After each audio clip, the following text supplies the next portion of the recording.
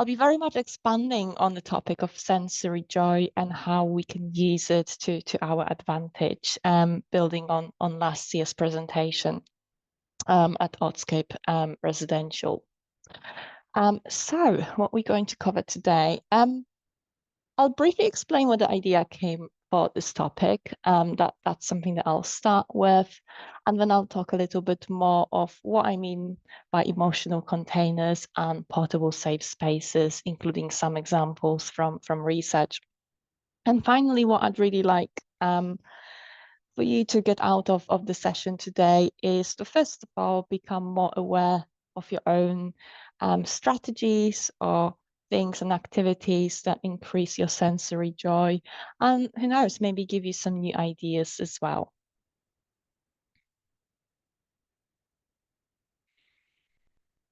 So where did the idea come from? As Casey has kindly said in the introduction to this topic, we all know that being autistic comes with a more sensitive nervous system.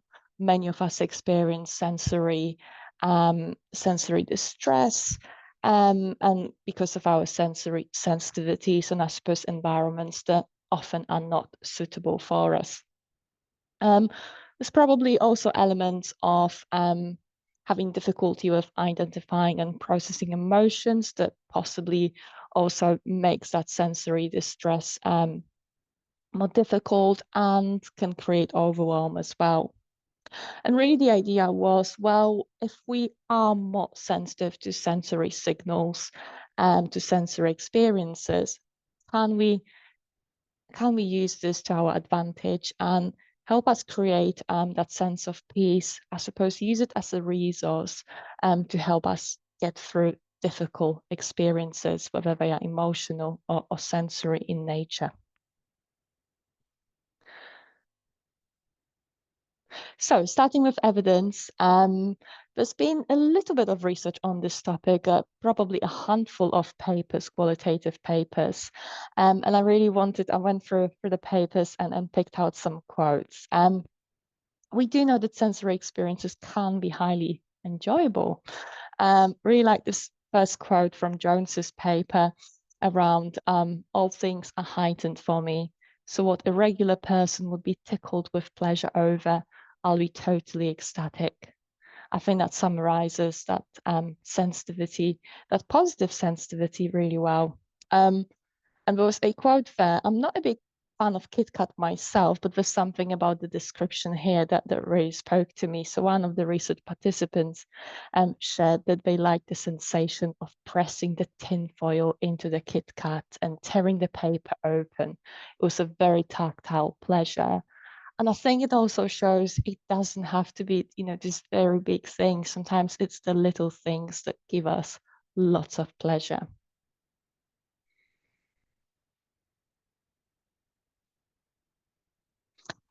So that takes us to some definitions. And I suppose also this idea, I think I personally like to know why things work. Why do they work the way they do? So maybe I'll start first with some, I suppose, theories that might explain what it is about sensory experiences that can be very pleasurable, enjoyable, and hopefully also help us cope in difficult times. There's certainly an element of a sense of control of our environment, feeling like that there's something that we can do and that we can influence how we feel in a given moment. Sensory experiences, the positive sensory experiences can also trigger positive emotions. And there's some research in positive psychology that talks about the fact that when we experience positive emotions, we have more ability to cope as well. And I think it also links quite nicely to some other ideas from some forms of therapy, including acceptance and commitment therapy, dialectical behavioral therapy, and also polyvagal theory work as well. So some of you might have heard of those. So hopefully that helps to connect it a little bit more. And if you have not, I think I totally recommend also some reading on the topic as well. So going back to emotional containers and portable safe spaces, what are these? Oops, okay, this way. I like to think of emotional containers as things that we can use when we experience distress as part of everyday life and things that are relatively easy to access. Um, and then I suppose we can also use some of these experiences at least to take us then to situations that might be unfamiliar to us or environments that are uncomfortable and maybe something that we need to prepare for in advance. Um, it will become clear when I give some examples.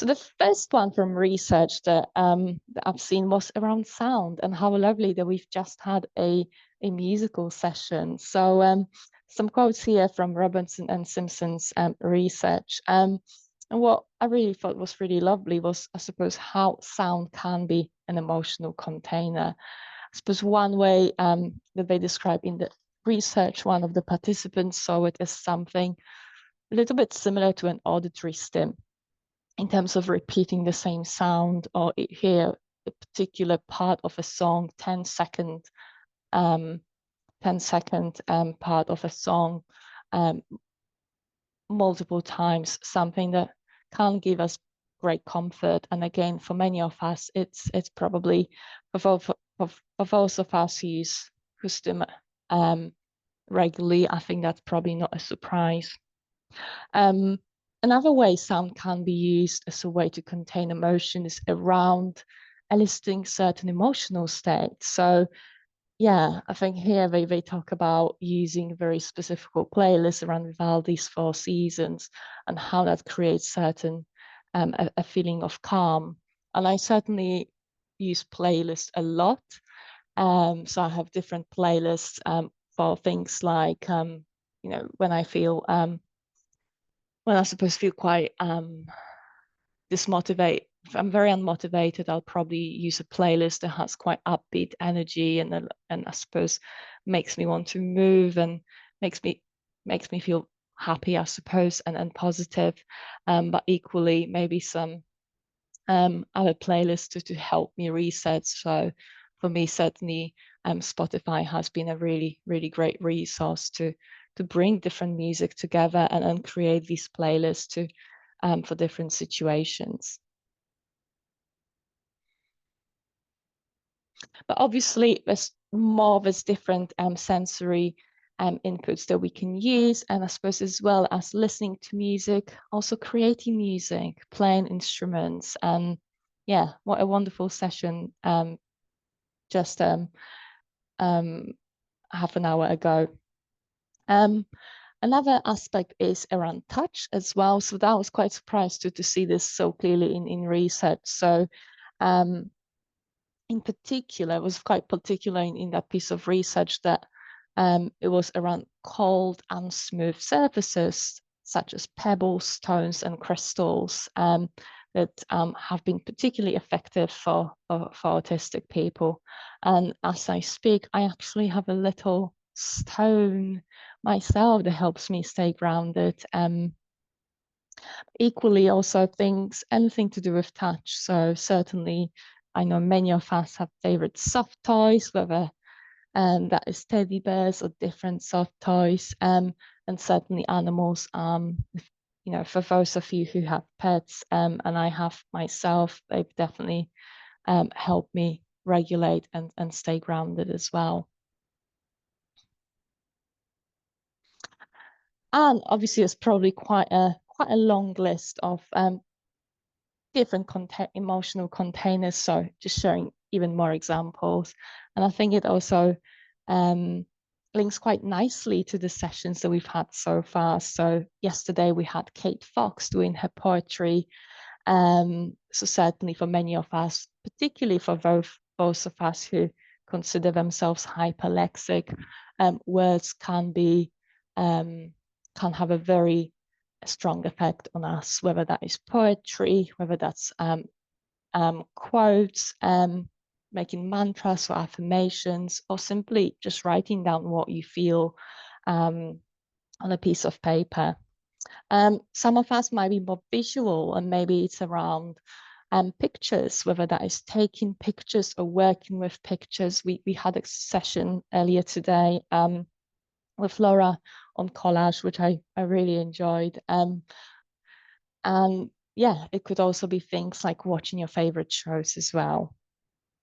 And finally, on the list, also what I would call kinesthetic plus, because it involves movement, but more than that. And when I say movement, again, I appreciate we all have maybe not only different preferences, but maybe different capacity for movement as well. So it could be quite small movement with your hands in terms of doing crafts, drawing, painting, or knitting. I think I saw someone knitting in the background. That made me smile. I like to crochet myself. But it could also be bigger range of movement as well. So things like walking or jumping or dancing. And yeah, certainly games as well. I think games often help us move as well.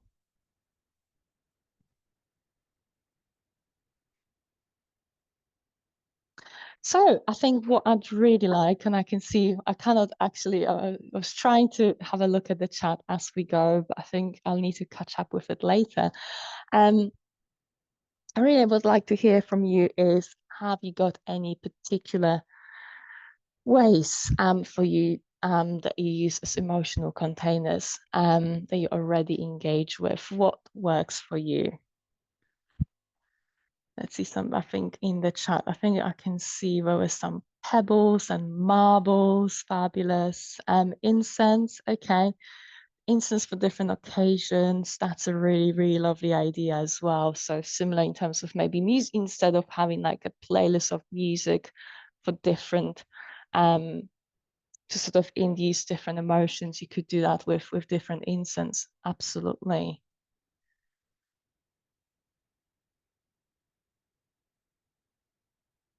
Oh, and I think there's a link there to a resource on steampunk, so I'm going to have a look at that afterwards. Crafts, podcasts, music, lots of music, music on repeat. Yes, I agree. I think it's definitely a lot of preference for music. Lovely. Gardening, beautiful. Yes, showers can be very, very effective as well, 100%, and also regulating using different temperature as well. Beautiful, beautiful.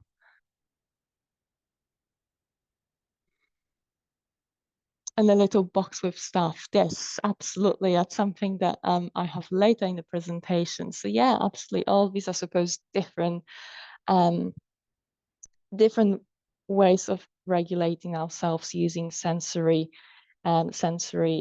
experiences can be really helpful, and we can actually put them in a box and have them with us. And I think thinking about um, using them at work. So I think there's, I suppose, certain things that we might be able to do when we are only at home, but some things that we can do when we go outside. And I think that's what it's really good to think as well. What are some of the things that you can do if you know that you're going to access you'll be able to access when you go to an uncomfortable environment. So whether that is busy places or hospital visits, something certainly I find quite difficult. And yeah, these could be things that yeah, you can take with you. And suddenly one thing could be, I was actually looking at my own phone. Things Phones tend to be things that we take with us everywhere. So the two apps that I found on my phone, and to be fair, one of them I use actually a lot, especially on flights, is the Happy Color app. So that's like color by numbers, but it's yeah, very, very accessible. And yeah, I use it a lot. It really helps me to I suppose detach from all the noise on plane and all the people. And also the anti-stress app, which is really fun, has lots of different sort of spinny things that you can access on your phone. So it's one that I suppose I haven't played with for a while, but I'd like to go back to it. Okay, we have some fans of the Happy Color app. Brilliant. That's really, really great.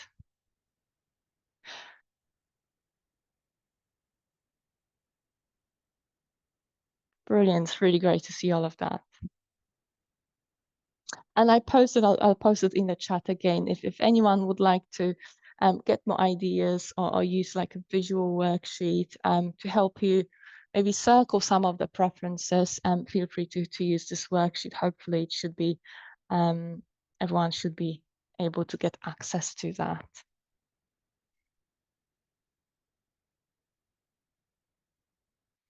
Oh, digital jigsaws, that sounds really cool as well.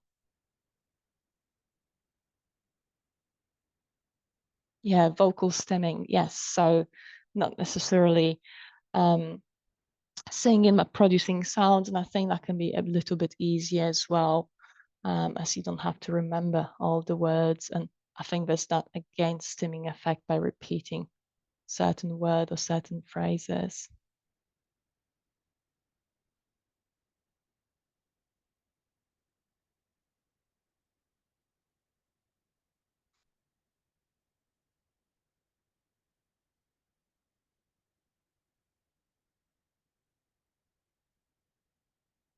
Oh, okay, we have some touch as well. So bedding, velvety textures, beautiful. And yeah, I think that's also a good observation, like we can use different senses also for different effect, right? So when we are feeling tired or sleepy or low in energy, thinking of things that can really perk us up. Equally, when we feel anxious, something that can calm us down. And there's lots of amazing ideas in the chat.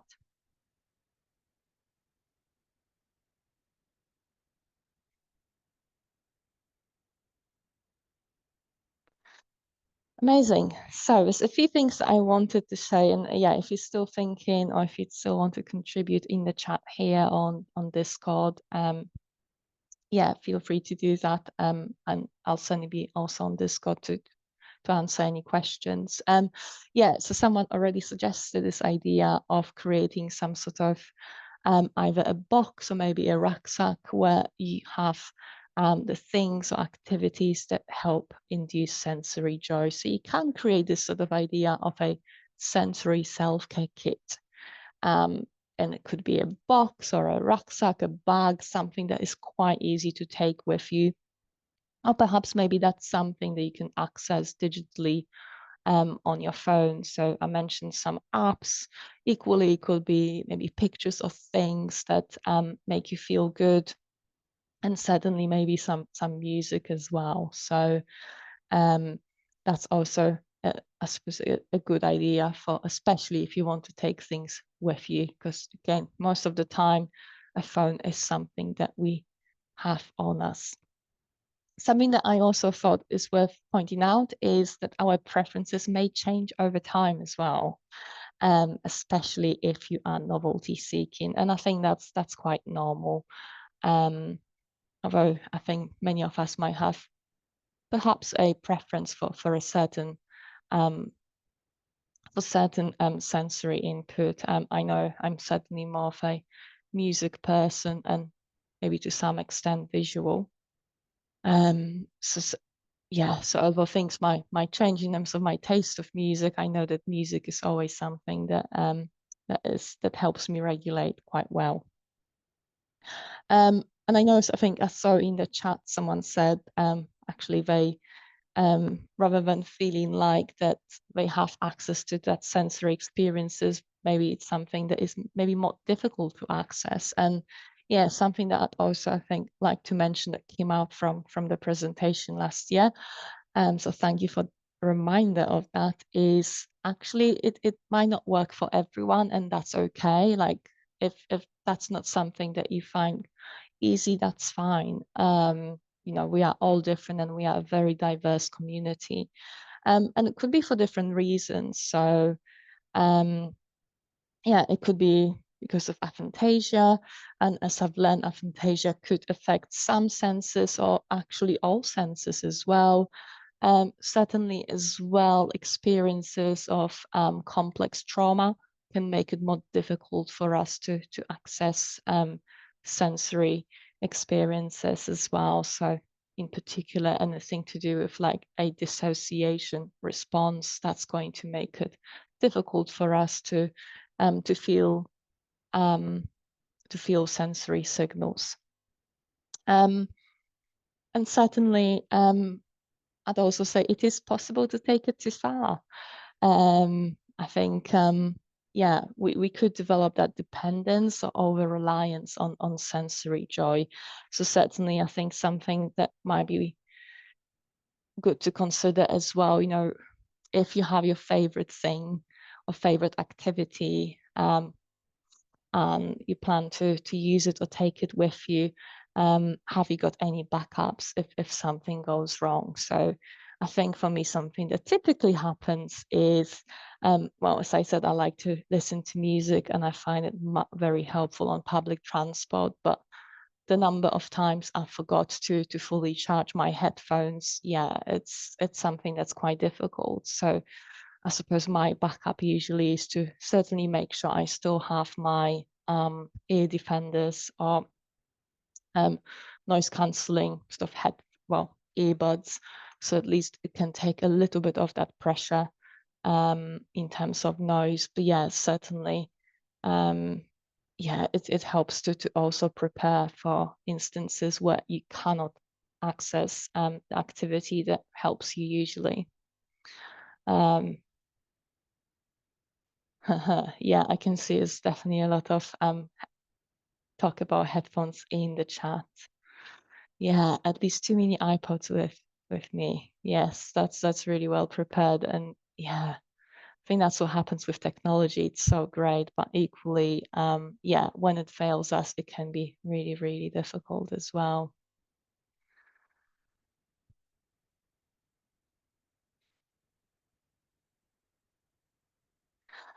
Amazing. So I'll go to my last slide, which is a summary of what we talked about. And yeah, would welcome any questions or any further sharing in the chat as well.